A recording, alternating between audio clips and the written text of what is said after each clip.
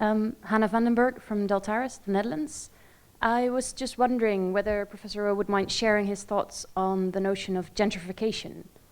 Whether in city development it's necessarily a bad thing or a good thing. Is it something that we should encourage or actually discourage? That's a good question. There's in New York, there's been some interesting studies of that, and one of the findings seems a little surprising, and that is that as long as everybody doesn't get chased off the block, it's a good thing. And there are quite a lot of examples of why that's the case.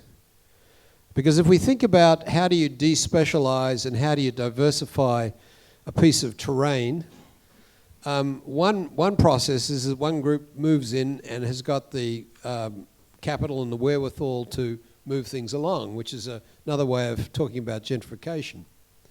The good part of gentrification. If gentrification comes with malice aforethought, of I'm white, you're black, or I'm black, you're white, and therefore you don't have a place here, this is something that has happened in the United States, then that's off limits as far as I'm concerned. But you know, for things to change, there are various imaginable ways of understanding that change in a reasonably beneficent way. And gentrification, I think, within reason, is one of those ways.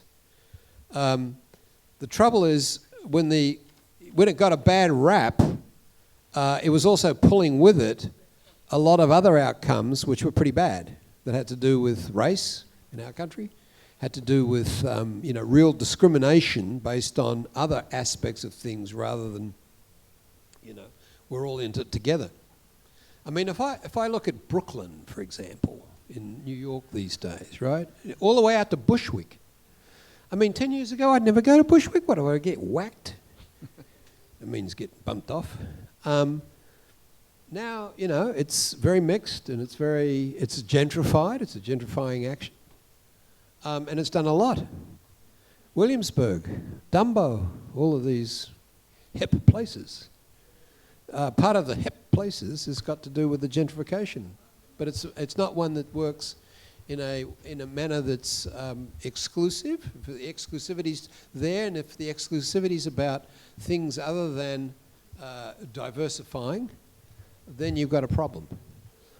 So I think it's one of those processes that we shouldn't think of in all or nothing terms. You can have degrees of these cycles that are in fact beneficial and in fact necessary.